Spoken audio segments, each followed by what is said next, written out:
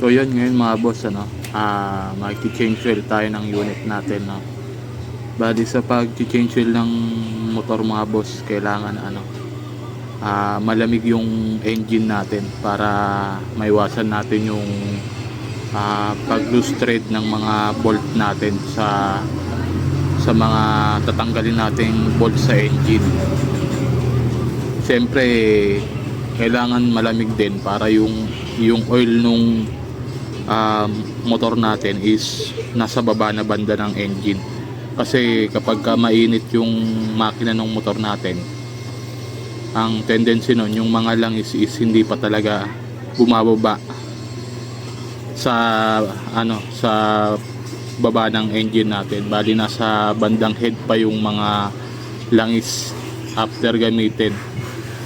So yun, kailangan malamig talaga siya para mapatining muna natin yung langis ng motor natin. Tsaka makaiwas na rin sa pag loose thread ng mga tornilyo na kailangan natin tanggalin sa engine ng motor natin.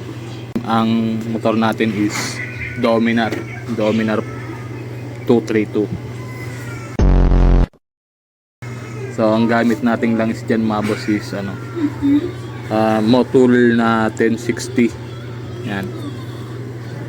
Subok ko na to mga boss, no, sa mga naka-Dominar. Kung naghahanap pa rin kayo ng oil na magiging hiyang sa motor nyo, try nyo to. Dito sponsor mga boss, Motul baka naman.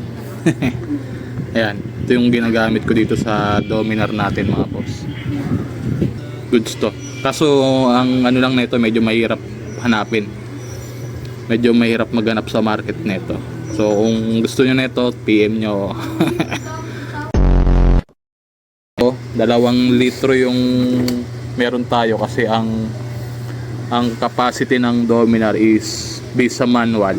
Kapag palit ka ng filter, ang kailangan mong ikargang langis is 1.7 liters, no? Ito yung mga gagamitin natin: oil, syempre mga tools, gloves kung tulad nyo ang maarte na ayaw malangisan yung kamay. Ayan, gloves. Syempre panukat, diba? Baka sabihin nanguhula tayo ng ng sukat, so may panukat tayo. Ayan, embudo. Ayan, diba? Tapos yan, basahan lang sa bahay kung anong meron. Tsaka siyempre saluhan ng used oil. So yun, let's go. Sa Dominar, ang unang ang unang gagawin nyo dito is tatanggalin nyo tong belly pan ng Dominar para ma-access nyo ng maayos yung drain plug. Kasi dalawa yung drain plug nito mga boss, sa mga may Dominar dyan. Dalawa drain plug nito. Itong nasa gilid, ayan, itong nasa gilid, yung nasa gilid, at saka yung nasa ilalim. So yun, tara, baklasin natin tong belly pan. Ang tornilyo lang naman nito, ito bali 4. Isa, tapos dalawa dito sa harap, kasi isa dun sa kabila, bali 4. 1, 2, 3, 4. So yan, babaklasin ko lang to mga boss, try na natin to.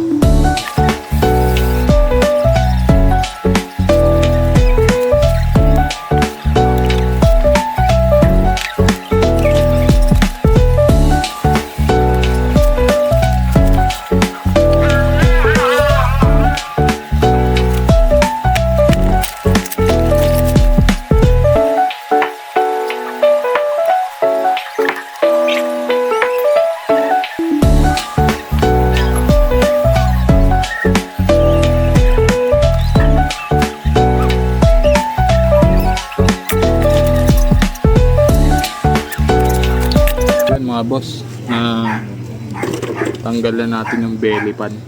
Yan. So ma-access na natin yung drain plug dito sa motor natin. So ang drain plug niya ito. Yan. Isa nandito sa ilalim. Ito, nakikita nyo to. Ayan, dalawa.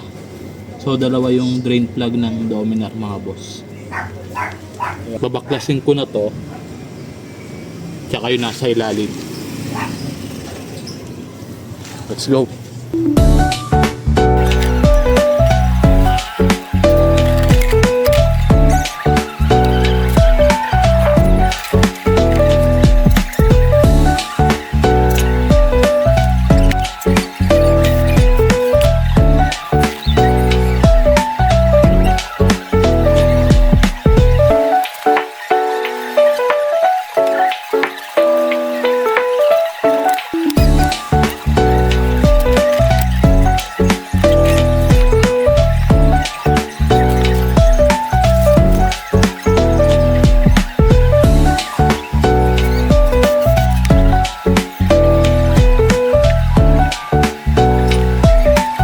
So yun mga boss, natanggal na natin yung drain plug. So bali meron niyang strainer. Ito. Ayan. Ito yung sa malaki. Yung sa maliit meron din.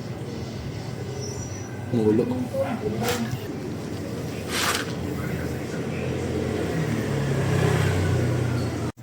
Bali sunod is tatanggalin naman natin yung oil filter. Bali yung oil filter ng Dominar is nasa bandang right side. Ayan.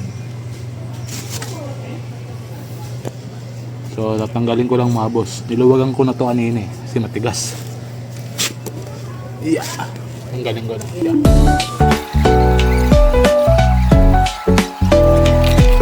Bali ito yung mga nakuha nating parts. So kabit na natin yung oil filter para sa motor natin. Genuine parts pang Dominar 232. Ayan mga boss. Ayun. So ayun siya, ganito yung filter ng Dominar mga boss. Pahaba. Alam ko same siya sa NS200 NS at saka hindi ko lang sure yung Duke. Alam ko same din to sa Duke 390. So ayan, kabit na natin mga boss. Balikan ko kayo. Ayan boss, kabit na natin tong oil filter.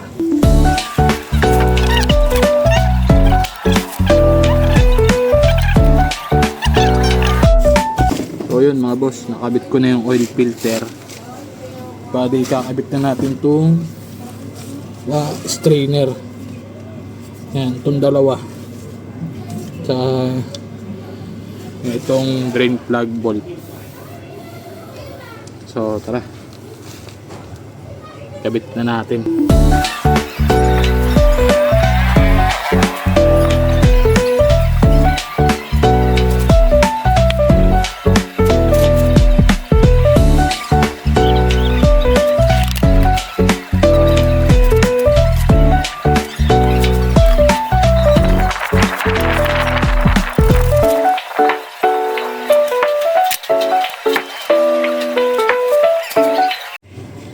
So yun mga boss, magsasali na tayo ng langis. So syempre gamit tayo ng panukat para accurate kuno, para hindi daw tayo nanguhula. So unahin ko na muna ng 700.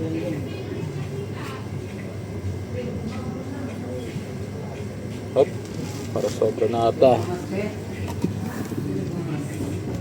So ayan, 700. Tang kulang pa. So dagdagan pa natin konti.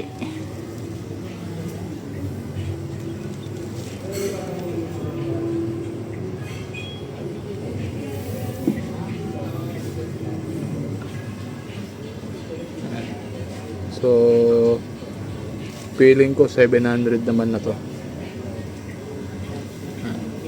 So konti lang naman, hindi naman. Okay lang yan. So tara, salin na natin mga boss.